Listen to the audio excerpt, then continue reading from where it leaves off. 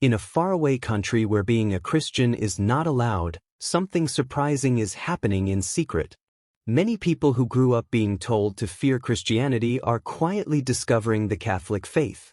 They cannot meet in open churches or pray in public, so their faith grows silently in hidden places. Some gather inside small storage rooms with dim lights. Others sit in locked bedrooms late at night with headphones in, watching a Catholic Mass on their phones so no one hears them. A few meet on rooftops, pretending to watch the stars, but they are actually praying soft prayers together. These people live under strict rules. They know that choosing Christianity could cost them their jobs, friendships, freedom, or even their safety. But still, their hearts keep searching for truth. They feel empty inside and want something real, something peaceful, something that doesn't use fear to control them. The more they search, the more they sense a deep longing, like a quiet voice inside calling them forward. This movement is not loud or noisy. It grows like a small flame that refuses to die. It grows in whispers, in hope, and in courage. And even though no one outside can see it, this hidden awakening is touching thousands of lives. As time passed, more people in this country began to feel that something was missing in their lives. They had followed the rules they were taught since childhood, but those rules never gave them peace. Many started wondering why faith felt more like punishment than love. Some looked at the world around them and saw leaders using religion to control people, not to help them. Others felt the weight of fear every day and began asking themselves why believing in God should feel so heavy. Slowly, a quiet hunger began to grow in their hearts. Students sitting alone in school libraries felt it. Taxi drivers waiting for customers felt it. Mothers cooking dinner in small kitchens felt it. Even elderly people sitting by their windows at night sensed it, a desire for truth that didn't change based on politics or pressure. Because of this spiritual hunger, many people began searching online. They watched videos explaining who Jesus is. They read simple stories about Christians in other countries. Some even found old books hidden in their grandparents' shelves, books they had never noticed before. Every new discovery pulled them closer to something deeper. At first, most of them watched different kinds of Christian teachings because that was what they found easily. But as they listened and learned, many felt like something was still missing, like reading a story with pages gone. Then, one day, some of them stumbled upon the Catholic Church. They were surprised by its calmness, its sense of ancient strength, and the way it treated sacred things with care. It felt complete, whole, and steady, like finding the missing pieces they had been searching for. For them, this was the beginning of a new journey, one filled with hope, mystery, and a feeling of home they never had before. When these secret seekers finally discovered the Catholic Church, something inside them felt different. It wasn't loud excitement. It was a quiet feeling, like stepping into a place their hearts somehow always knew existed. They were drawn to the way Catholics treated holy things with respect. They were amazed by the calm prayers, the gentle songs, and the way people bowed their heads in silence, not out of fear, but out of love. What touched many of them most was the Eucharist. Growing up, they were used to thinking of God as far away, strict, and unreachable. But through their learning, they discovered that the Catholic faith teaches that God comes close to people in the simplest form. This idea warmed their hearts in a way they couldn't fully explain. Some said they felt like they had stepped out of darkness into gentle light. Another thing that drew them in was the special place Catholics give to Mary. Many of them had grown up knowing her name, but now they felt something new, a sense of comfort, like a caring mother guiding them quietly. Some said she helped them feel brave. Others felt she was leading them step by step toward Jesus in a way their hearts could understand. Every day, more people joined this quiet journey. Some watched online masses while sitting on the floor with blankets around them. Others listened to prayers in their headphones while pretending to study. A few young people carried tiny handmade crosses hidden in their pockets. Even though they couldn't practice openly, they kept going because they felt they had finally found truth, peace, and a new purpose. This gentle pull toward the Catholic faith continued to grow stronger in their hearts, no matter the challenges around them. As this hidden Catholic movement grew, so did the risks for the people involved. In their country, changing from the old religion to Christianity was seen as a serious offense. People could lose their jobs, be rejected by their families, or even be taken away by authorities. Everyone knew this. Everyone felt the danger.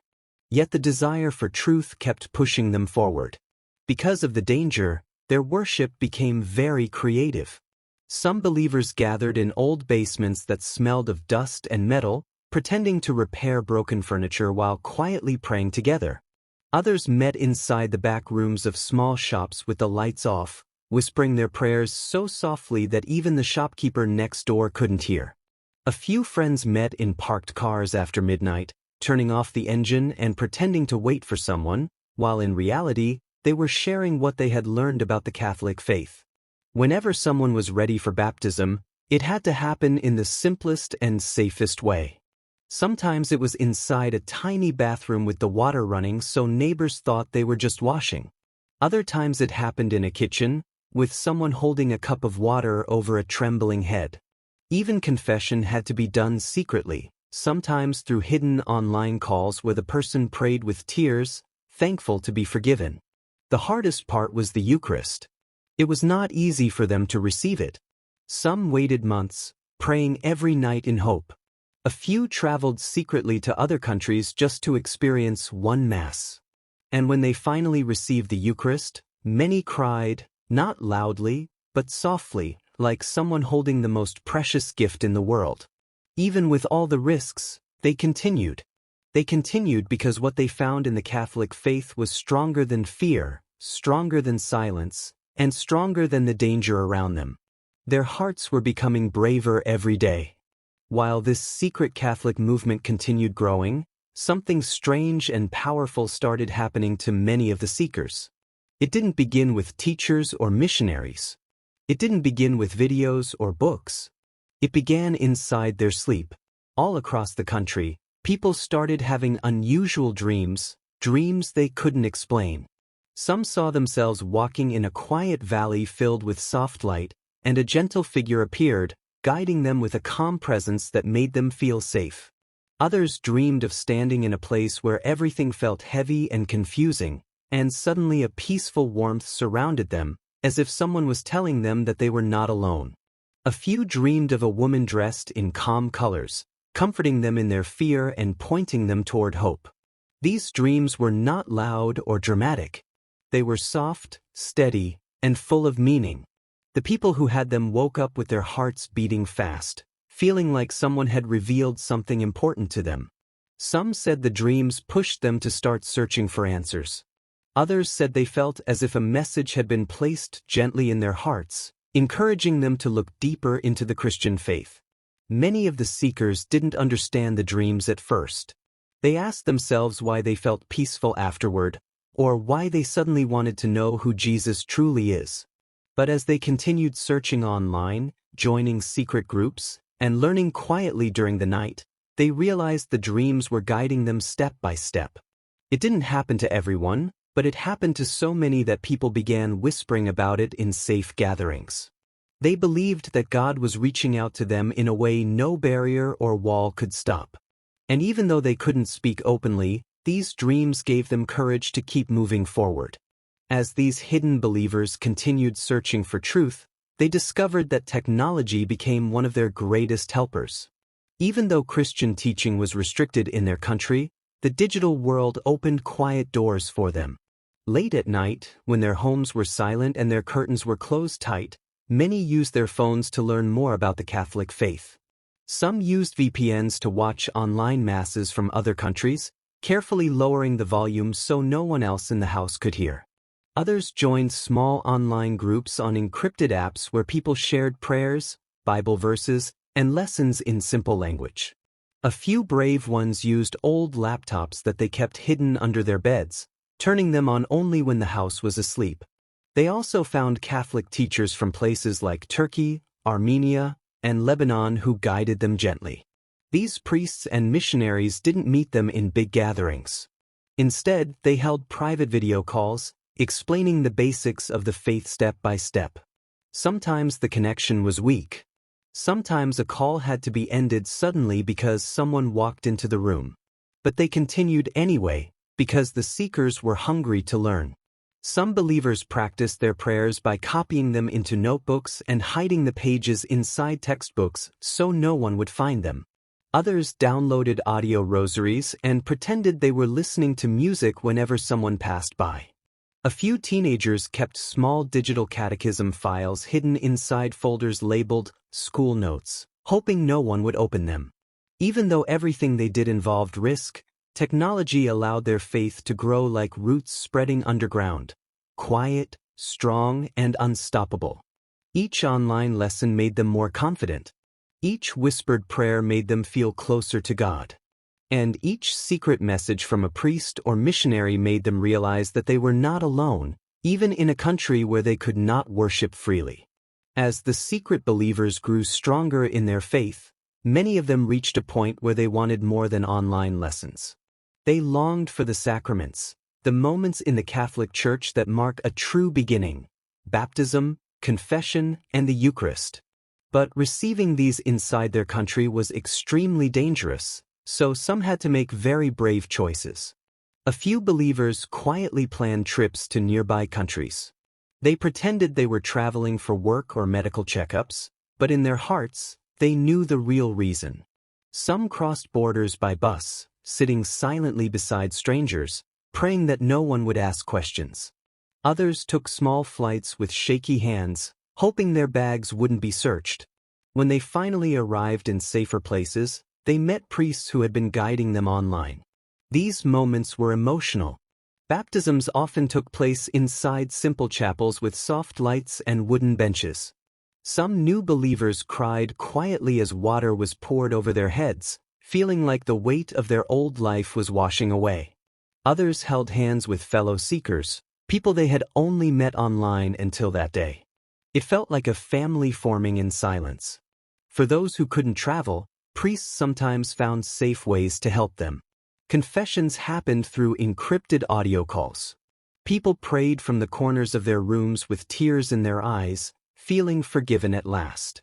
And every time someone finally received the Eucharist, whether in a quiet church abroad or in a small hidden gathering, they felt as if their hearts were glowing with new strength. There were also believers who couldn't leave the country at all. They practiced their faith quietly, day by day, hoping for a chance in the future. They kept their rosaries hidden between their clothes, placed tiny crosses inside their shoes, or memorized prayers because they feared their phones might be taken. Every one of them, those who traveled and those who stayed, carried the same courage. Their love for God was not weak or casual. It was strong, steady, and full of sacrifice.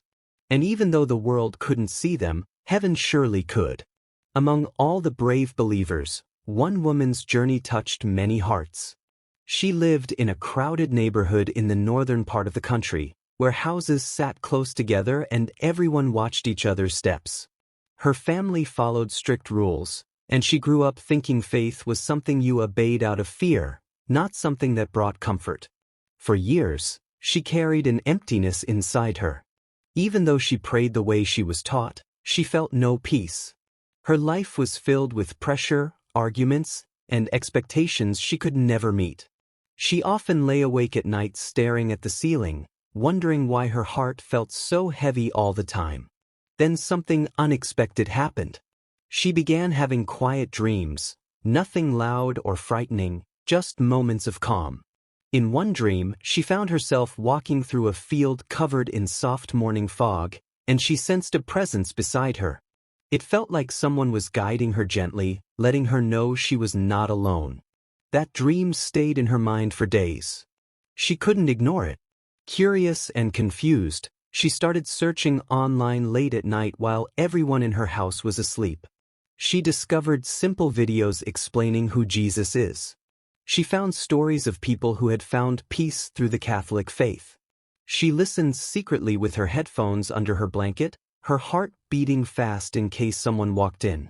One night, She joined a hidden online group where believers shared prayers and encouraged each other. That was when her life began to change. A kind man in the group connected her with a priest living abroad. The priest guided her slowly, teaching her about the sacraments, forgiveness, and God's love. She felt something new, a sense of hope rising inside her. Her baptism took place in a tiny apartment belonging to a trusted friend. The curtains were closed, the doors locked, and the room lit only by a small lamp. Water was poured from a simple cup, and she felt a warmth inside her chest, as if a heavy weight had finally lifted. She later said that she felt like she had stepped into freedom for the first time. Now she prays secretly in the early mornings. Her family thinks she is practicing quiet meditation. They have no idea she has become a Catholic. She hides her rosary inside a flower pot, wrapped carefully in cloth. And even though she still lives under danger, her heart is filled with peace she never had before. Her story became a whisper of hope to others, reminding them that even in darkness, light can still find a way in.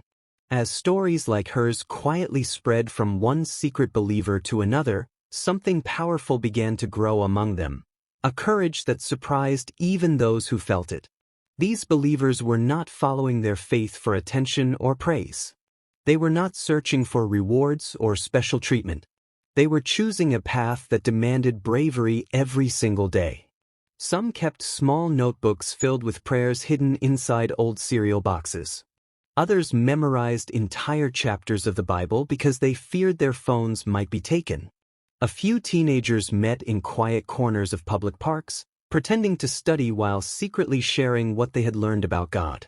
Even older men, who once believed they were too set in their ways to change, found themselves whispering quiet prayers while sitting in their workshops or gardens. Their courage showed in the little things. A young father teaching his children to pray silently before bed without moving their lips. A woman writing tiny crosses on pieces of paper and hiding them inside her coat pocket. A man who waited many months to receive the Eucharist just once, saying afterward that the experience gave him strength he couldn't explain. Even though the world around them tried to silence every sign of Christianity, their faith kept rising. It rose in the way they helped each other. It rose in their quiet generosity. It rose in their determination to hold on to truth, even when afraid. Their lives became a living reminder that faith does not depend on comfort or safety. It grows strongest when challenged. This hidden movement also began touching people far beyond their borders. Some Catholics in other countries heard whispers of their bravery and started praying for them every night. Others felt challenged in their own lives, realizing how often they took their freedom for granted. Many said that the courage of these secret believers made them want to deepen their own relationship with God. It became clear that even though these believers were unseen by the world, their courage was reaching hearts everywhere, shining like a small but steady light in a place where darkness tried to rule. The stories of these secret believers remind us that faith is not something to take lightly. Many of us live in places where we can pray openly, read the Bible freely, and go to church without fear. Yet sometimes we forget how precious this gift is. We skip prayers, rush through the Mass, or take God's love for granted. The believers in secret remind us that true faith grows when it is chosen, cherished, and practiced even in hard times. Their courage teaches us that following God is not always easy. It is about choosing Him even when it costs something. It is about standing firm in prayer, studying His Word, and loving others, even when no one notices. It is about helping those around us, forgiving those who hurt us, and being a light in small ways every day. God also wants to speak to each of us. Sometimes He reveals His guidance gently, in dreams, in quiet moments, or through the words of others.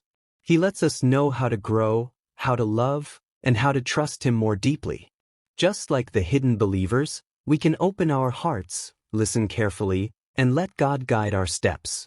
So, take your Christian journey seriously. Pray regularly, read and study the Bible, and let the love of God show in your actions. Encourage others in their faith. Be patient with yourself, and remember that even small steps matter. And above all, love one another deeply, for love shows the world that God is real. When you live faithfully, courageously, and kindly, you join in the quiet, powerful movement of God that no one can stop.